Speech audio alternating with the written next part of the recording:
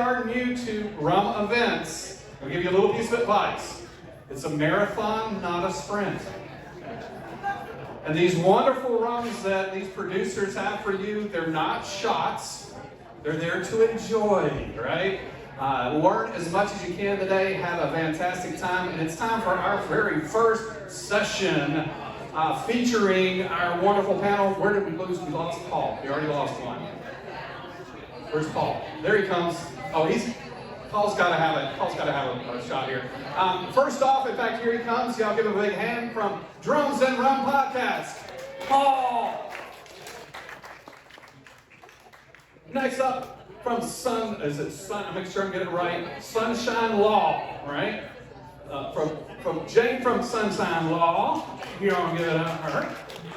And law is very important because we are dealing with spirits, and we're going to have some fun with that one. And from, make sure I'm getting it right here, the name of the company is Cat Pro Technologies. Tracy, y'all give Tracy a big hand. So the way we're going to do this is get to know them just a little bit, and feel free to ask some questions, and we'll be glad to answer, again, all of your questions. We want you to feel comfortable about rum and really learning about it. So first off, the first question for the panel, what in the world got you into rum? Why did you like what's about rum that got you? No pressure, right off the bat. So I'd say, because we live here in Florida, right? Obviously, it's tropical in nature, and looking to expand a lot more than just what's out there. So that curious interest in what's more than just a couple of the big names we won't mention, and try to learn more about the journey, the story behind it. As a podcaster, I always love to interview people and learn more about them and so forth. And a lot of them are rum companies. So. I got into rum through mojitos and different cocktails, and then as I started to explore, I'm like, well, what are the different kinds of rums? And I started to try them out and got really interested in it. And from a technology perspective, I love rum. But the reason I'm here is to talk about technology, how to streamline the whole logistics behind distribution. And as you're aware here, we have a lot of rum enthusiasts. Those of us that just love drinking rum, we love getting the different flavors and learning more about what we're drinking. And as I'm through my rum journey, I've learned that there are all kinds of facets with the rum business, the rum industry. And that's why we have a great panel here to kind of guide you along that. So speaking of that, as far as your contributions to, and we're talking about technology, can you explain a little bit further about how you fit in this broad rum world and your contribution to it? So through the podcast, I give a voice to brands and companies that are in the rum industry, an opportunity to kind of get exposed a little bit wider. Right? So obviously we have a lot of great brands here today that are local, Florida, and hey, let's have a chat, let's learn more. How do we use social media to get your message and your company and brand out there? So I have a law firm, Sunshine City Law. I represent people in front of cities, counties, and other administrative agencies. And so I do have a couple clients who are restaurants who have had to come in front of cities for wet zoning approvals. And so where I fit in is, I'm here to kind of say, hey, if you're looking to open a bar or a restaurant or even just somewhere else that's, a distillery and you need help, I'm gonna help talk you through that process and see what it's like, because it's kind of, sometimes you don't even know what questions to ask until it's too late. So that's why I'm here to help out. So the technology, especially smaller companies, it's really hard to get a niche type of offering, and so what we're providing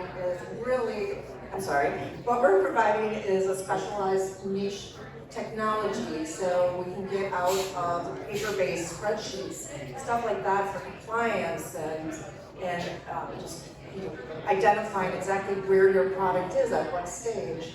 So this is really important, and a lot of small businesses don't think they can afford to have their process automated, and that's why I'm here. So you can help us old dogs like Greg get off of the old way of doing things and spreadsheets. Okay. I'm still old school with notebooks, there we go. So, rum. I think I'm going to go out on a limb, and I think everybody would agree with me on this. The most diverse spirit there is out there, right? Have we got any bourbon fans? Okay, I'm sorry about that. Vodka. A lot of different flavor variations in that vodka thing, right? Rum. So many different flavor profiles. You've got, let's see, you've got your Spanish rums that have this nice light flavors. Then you've got your Jamaican funk, the hogo. Who knows about the hogo, right? And you've got your agricole style, your grassy flavored. You've got all these different flavor styles, and they're great at mixing cocktails, right? And so what I would like to ask the panel, and we get asked all the time, what's your favorite rum? Well, the one that's in my hand. That's always a tough one because they're almost like your children. They're all ones that you really like. But I'm going to ask you all, as far as different style rums, and you could say your favorite rum at this point, and I'm kind of putting you on the spot a little bit. What would be like a style of rum that you're really into? I feel like I like a spicy rum. Yeah, I do. It's a little different. Yeah, as far as a type goes. I don't have a brand. I like a really bold, smooth rum. The kids just take, really high quality. So I know, Greg, it's kind of this whole thing we talked earlier today about where do certain things fit, and I guess because it's labeled mostly on bottles and stuff, I really got a thing for gold. Gold. So when we say gold, what does gold taste like? It's not a silver base, but it's, I don't know, it tastes like gold. It tastes like it's gold. Awesome. Again, just kind of throwing out the odds a little bit, and then what we're going to do in just a second, we're going to move and we're going to learn a little bit more about the as a bar owner myself, I learned that we do actually have to stay legal, which is very important because we want to stay in business. So we're actually going to learn a little bit about some things to do and things not to do. Any of y'all want to open a bar by chance? This is the person to talk to. With that, any questions? Do we have any questions so far that you all would like to ask to our panel? No? Okay, well let's hop right in and learn a little bit more about Let's Keep It Legal. All right, so my name is Jane Graham. I'm going to tell you guys about some issues involving navigating city and county approvals to have bars sell liquor and wine. So here's the deal. All right, so you guys have a constitutional right to make, sell, and transport liquor in the United States. And this is something that we don't usually think about, but that is your constitutional right. The 18th Amendment was the Prohibition Amendment, but that was repealed by the 21st Amendment. So when we talk about this, something to just keep that in mind, that when you're trying to own a bar or open something, you do have your private property rights to do so.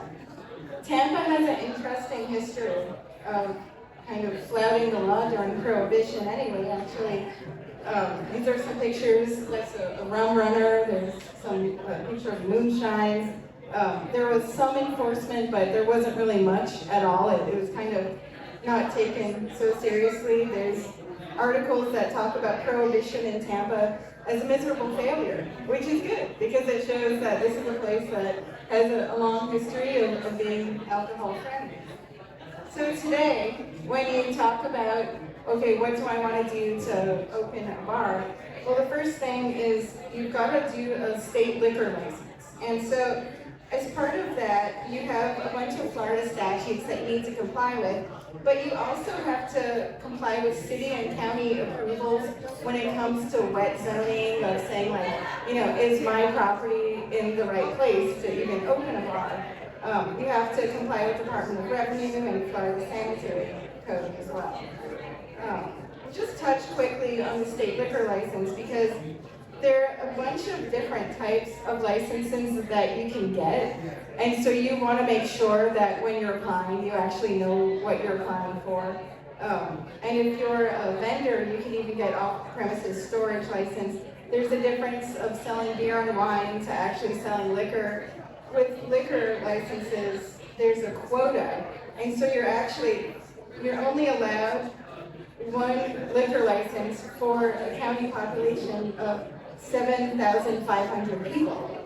And so what that means is that when you have a population increase, it's actually good because it means you get an additional quota. So, problem. Okay, so if you're going to do a state liquor license application, and I'm not going to bore you with all the details because that's, not something you're going to look at, but one of the things that I want to just go through is that there are a bunch of different requirements, including zoning approval, health code compliance, corporate information, background check. So what's actually really interesting is that the law was changed 8 days ago. The governor signed a new law, and it made it easier for any of you who are felons in the audience, who has a conviction only 11 years ago. Guess what? You're in luck. Because before, it was you couldn't get a liquor license if you had one in the last 15 years, but they actually just changed it to 10 years. So congratulations to anyone hoping to open a bar. That was, 2013. That's good news. And something to think about as well is that, though that is for general felonies, but in the last 5 years, if you have been convicted of prostitution, pandering, letting the premises for prostitution, or keeping a disorderly place of any criminal violation, well, you have to wait at least 6 years. So it's only a 5-year thing for that. So House Bill 1335 is the change. That's the law in case you're interested. I have a copy of it with me if anyone wants to take a look, kind of, check to make sure what exactly is involved and not. The other issue as well is that, and this sounds really petty and annoying, but if you're doing it, it's actually really important. Now you're required to apply through an online system. So you will appreciate this as far as what that means. Now, sometimes if you have a cookie cutter application, it's pretty simple and it's easy. It's like, oh, okay, I'll do it through online. But if you have something that's like a little unusual, it can be a real pain in the ass. And so this is something where just keep your eyes peeled for this because you may need to have some help to get this fixed if you run into an issue. The other issue with House Bill 1335 is that you need a corporate surety bond. It used to be $1,000. It was actually raised to $25,000. So that's a little bit more. If you're getting a bond, that's not going to be, monetarily a lot, but it actually gives you more coverage. So it's not necessarily a bad thing as you're looking at this.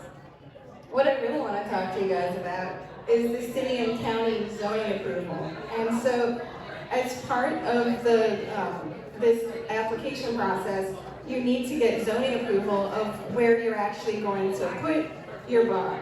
And it really depends on the specific city or county. If you're really lucky, you might find yourself in a county that's like, you know what, just like fill out a form, it's an administrative approval, we're cool, we don't need it. That doesn't happen that often. Most cities, like City of Tampa, you have to actually go through a whole process and go in front of the city council for approval. And so I want to walk you through what that looks like. And so something that you need to know is that local governments actually have broad discretion as far as what they can require when you have this kind of approval. So they might be like, oh, you need to change your hours, or if you're going to be playing music at your bar, you need to have it at this decibel level, or we need to have like this landscape buffer. And it's the type of thing where you don't realize it's an issue until someone is knocking down on the door and saying, hey, I'm a neighbor, and this is causing me problems. And so that's why my overall advice to anyone who's looking at starting a bar is just make sure that you kind of address these issues as soon as possible before it gets too late. And if you have neighbors knock on their door, or usually, if you're in a commercial area, people are going to be totally fine with it anyway. They're like, oh yeah, that's awesome. You're going to sell, rum distillery, I sell bourbon, or whatever. It's not a big deal. But every now and then you run into someone and they cause a problem. So if I leave you with one thing, talk to your neighbors before you get into this situation where they start talking about you during public hearings. Something else is that there are distance separation requirements. So technically you're not supposed to be like 500 feet from schools, from institutional uses. The nice thing, and I'll give the city of Tampa as an example, because I was able to do this for a client, is that they were like within 200 feet of a school, but they had a good relationship with the school, and they're like, oh, we're totally fine, and the time that we're selling it isn't when the school is open. So you got a waiver, and so from the city council. It's not a big deal, but again, it's the type of thing where just address it, get it done, and you're good.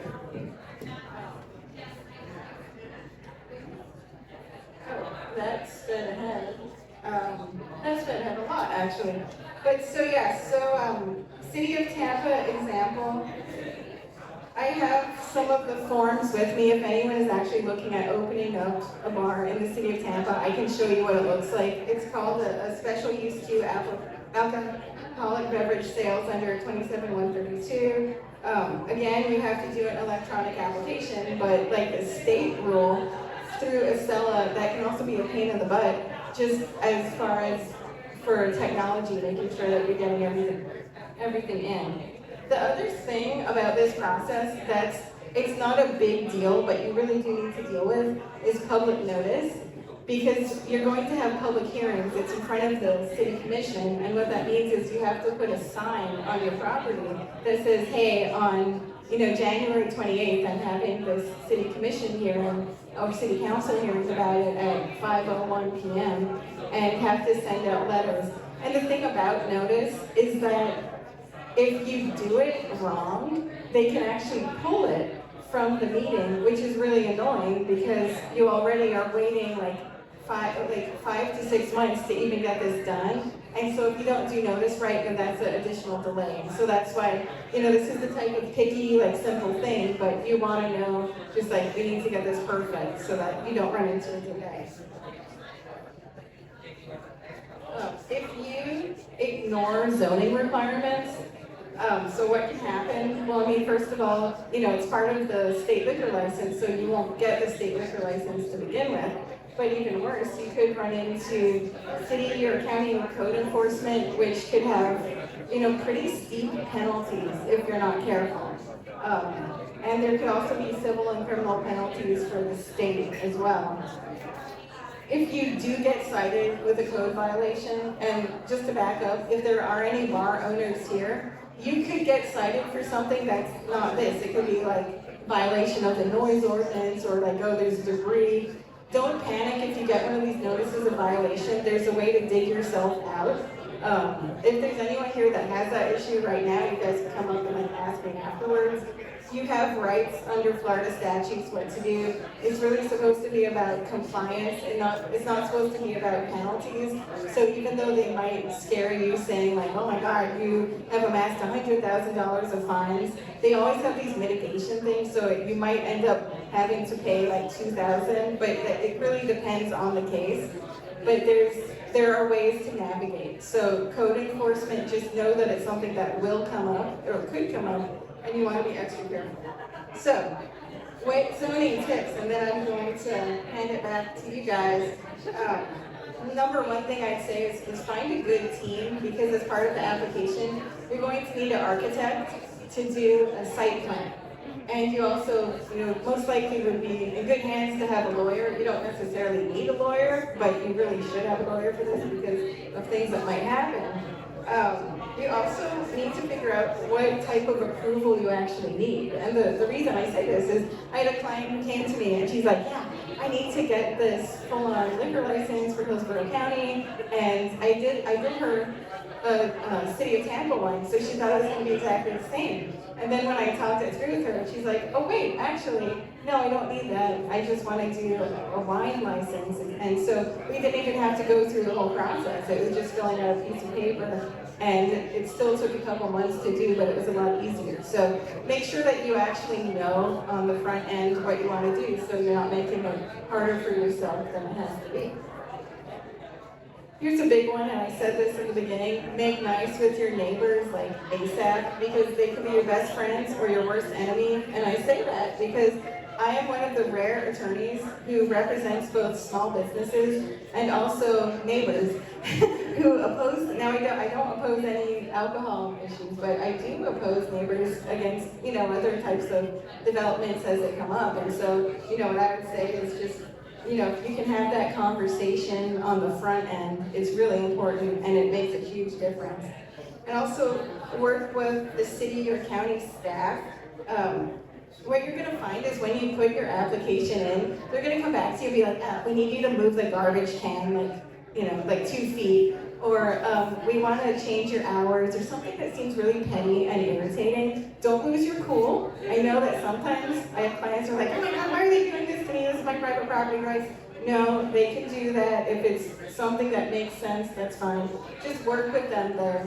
Now, if they get really cute and do something like, oh yeah, you need to pay like $100,000 for this right of way, then you have a problem, and then that's an exaction, and then we can talk about suing, potential city for a private property right claim. But hopefully, you never get there. The other thing I would say is look into local lobbying requirements. Now, in some places like City of Tampa, you're not allowed to talk before the hearing with the commissioners. Don't do it, don't try it, you'll get in trouble, it's bad. Other cities aren't like that in the great place of South Florida, and it's completely legal to do that. And so just check with your lawyer and check with the requirements, and if you want to sit down and say, hey, I'm opening a new distillery, I want you to know about it, that's cool. And it's, but it really depends on the jurisdiction. So you need to know that on the front end. Now, something I would say as well is, if you're going through the process and you feel like it's going south, and like say you've got like 10 neighbors who are saying, this is terrible, we're gonna challenge this, we hate the idea of having rum in our beautiful neighborhood or whatever, protect yourself. And this is what I do. First of all, lawyer up sooner than later, so that they can protect you as far as having all the issues kind of, cross your eyes, cross your T's, dot your I's.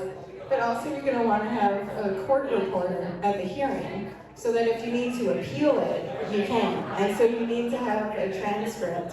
And so that's why, now different cities might do that already, but depending, just, make sure that you kind of know that on the front end and protect yourself. Because sometimes you do run into a city commission that's kind of gone off the deep end, and you need to protect your rights, and you've put a significant amount of investment from your own money and your own time, and want to make sure that you're totally protected. My last piece of advice is be patient. The process most likely take about 4 to 6 months. If you're lucky, it might be 3 months if it turns out to be just an administrative approval with Hillsborough County, which Hillsborough County is awesome. But it could take longer. And if you actually have a denial, let's say in the City of Tampa, then you can't go back for 12 months unless they find that you've significantly changed it. So that's something to keep in mind too. So it's better to just make sure that everything's on the up and up from the beginning than having to wait extra time and have further delays. Let's see. So, the last thing I would say, I'm going to skip the legislation, is finally, don't believe rumors that you hear. Check with a lawyer if you have any questions or problems. I have a picture of absinthe here at an absinthe bar that I had been to, and I put that there because I always believed the rumor that absinthe is not allowed in America, but it is, and it's fantastic, but not as good as mine. So I would strongly recommend, again, you just want to make sure that you're really protecting yourself from the beginning, working well with neighbors, working well with staff, have patience. It will probably take at least 2 months longer than you thought. So build that into your own business plan. So that's all I've got. Y'all, thank you so much, Jane, for this information. And I would give, as a bar owner in Virginia myself, I would give 2 tips. 1, serve good rum. And second, local. Support your local producers. It goes a long way. Now, staying in this business theme. So you're saying my old pen and paper that doesn't really work that well. I should be a little more proactive about it. So we're going to let Tracy tell us a little bit from Cat Pro, a little about how to. Sure, thank you guys. I'm talking to you just a little bit about Cat Pro as a company. We're a one-stop technology company focused on building and supporting software solutions, especially through the food and beverage industry. So we work with very large vendors in the food and beverage industry, so we have a lot of knowledge as far as that goes. But we also service many other industries as well. We focus on low-code, no-code type of software. So what that means for you or for anybody is that we can deliver quickly solutions, and we focus on process automation, and that's part of what I'm going to talk to you about today as far as bridging the gap in the liquor industry. That's what we're here to do as far as technology goes. So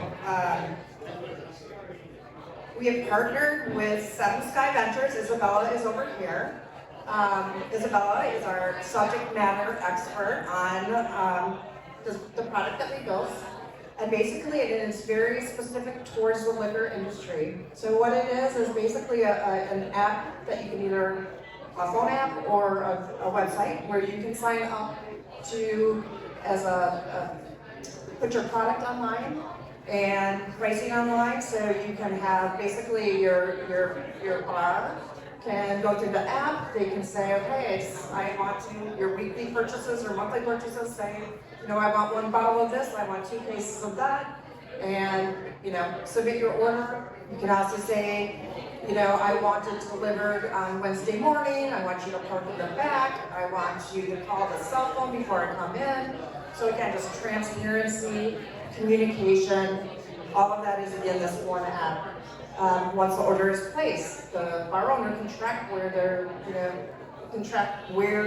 their delivery is throughout the process, as well as the distributor can do that as well. So tracking, from my understanding, via my subject matter expert, is very important in compliance and reporting to the state where all the different steps of the processes.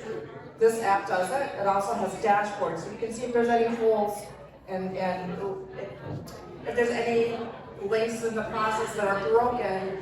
It's all there, transparent, super easy to use. What else can I say about this? So you got purchase orders, you have stock management, and you have delivery fulfillment. And it's also, right now, Seven Sky Ventures is using the product, so they're building that actually into their distribution costs, so it's not a cost to the customer. So it's just to identify that the software is there and it is seamless for you guys, and it really helps if you think about reporting and the importance of compliance, not having those spreadsheets, not having those pieces of paper, not having a file folder, because from what I understand, if you do get somebody to come in and you're not compliant, there's issues, right? So the product itself is designed to save time. It's also customizable, so even though we have it in a certain format for what we're doing with Isabella's company, we also offer customization. If there's any other automation pieces, this is just one example of what we've done for the liquor industry, but we do have experts that we reach out to. And so if there's any type of automation or innovation that you're looking to do, please stop by and see me. I'll be upstairs. And that's it. Thank you. Yeah, let's give Tracy a big hand. Now, he looks like he's really lonely up here, but how many of you all have seen the Drums and Rums podcast? If you haven't, hopefully next time you'll raise your hand and say, yeah, I got to see this guy. So it's really interesting. Believe it or not, he's a musician, thus the drums thing, and he likes rum. And they rhyme, so why not do a podcast about it, right? But what he does is he integrates the world of music along with rum. Wait, music and booze go together? Shocker on that one, right? So, fortunately, about 3 years ago, I was one of your guests. So, other than me, who would be your most interesting person that you interviewed on Drums and Rums? That's right. Aside from Jane, right? Yeah. So let's make sure. I've got a lot. I've got to be careful here because there's actually quite a few people that are in attendance that have been guests or will be guests as well too. So I've got to be careful how I answer this, Greg. That's going to be a real challenge. Yeah, you know, it's like it goes back to like asking what's my favorite rum. Jeez, like I'm gonna piss somebody off. Interesting. Oh, interesting. Oh, so that means that everyone else is boring, I guess, is really what you're saying here. I think you're setting me up for something here. But, you know, it's a good question. You know, after I started this in 2020 before lockdown happened, it wasn't a COVID thing, it just was some of my music projects at that time had kind of fell apart, and I said, how do I need a creative outlet? Thus, this idea came about. Actually, while I was in Nashville on a music drum workshop weekend, with the drummer from Rascal Flatts. So that was pretty cool. So how do I do this? What do I do? And again, like I said, it rhymes. It's two things I liked and so forth. And there's been a lot of great guests along the way. You know, from the rum side, maybe it was Ian Burrell. Right? Everyone knows Ian Burrell, right? The rum ambassador, global rum ambassador. And I finally got the chance to interview the global drum ambassador, Dom Farmalero. Rest in peace, you know, Dom. He's a great guest. So coming back to this, I've got two. I'm going to go with two here. There's one of us sentimental, and then there's other ones interesting. So everyone's familiar, pretty much, I think, maybe with Havana Club, like the original from Cuba version, right? My day job, there's a little bit of an association to that because of somebody in the company that's related to the family, right? So I think some that you know, the Archibald family, and but I had got a chance to interview another member of his family that lives in Spain. And he talked a whole history about Havana Club and how the patriarch had started the company up. So I think that was a very interesting, because again, for me, it's about the story, it's about the connection. It's like, how do you become part of what I call my alum? How do I help you promote? How do I become part of my family? How do I meet, you know, I meet, you know, Jane was the other night, you know, so she's joined the family, the alums. So I think that was the most interesting one, but I have a sentimental one as well, Greg, I have to say, is I sat down with my dad, and on Father's Day, you know, a few years ago, and we just talked. And he didn't tell me he didn't have as many drum stories, but he did share with me, like, out of the blue after nearly 40-something years of being on here. He goes, oh yeah, I saw Buddy Rich play. I go, now Buddy Rich is this famous drummer that everyone always says that they talk about. I said, how do you tell me this now after nearly almost 50 years, that this story about seeing Buddy Rich perform? But he did have some rum stories, being from Scotland, you know, very much, a lot of rum comes from Egypt. So there's my two, I have to go with two, you know, my dad, and then something I'll have to say, that was cool that you talked to your dad and to be now immortalized on YouTube as a video that will be out there forever for people to come back and so forth. Excellent, excellent. So, final part of this session, and we have a very special guest to end the session. Everybody's like, ooh, who's this going to be? But our final thing is, all right, we've heard some great information. How can they get in contact with you all? How can we watch Drums and Rums? So, you can check it out. You go to drumsandrums.com. You can go support the podcast or go to YouTube. Drums and Rums, simple, like, keep it simple. It's drums, DRUMS, ANDRUMS. So, I know it's almost like drums and drums, but it's it. You can search for it. We've been around for a while now. Social media stuff, I don't think you can swing a dead cat and hit something on my social media, but that's where you can find me on YouTube. It helps me support. Again, it's about support. I support y'all, support different brands. You become one of your biggest promoters and fans and so forth. And likewise, help grow my channel and so forth. So.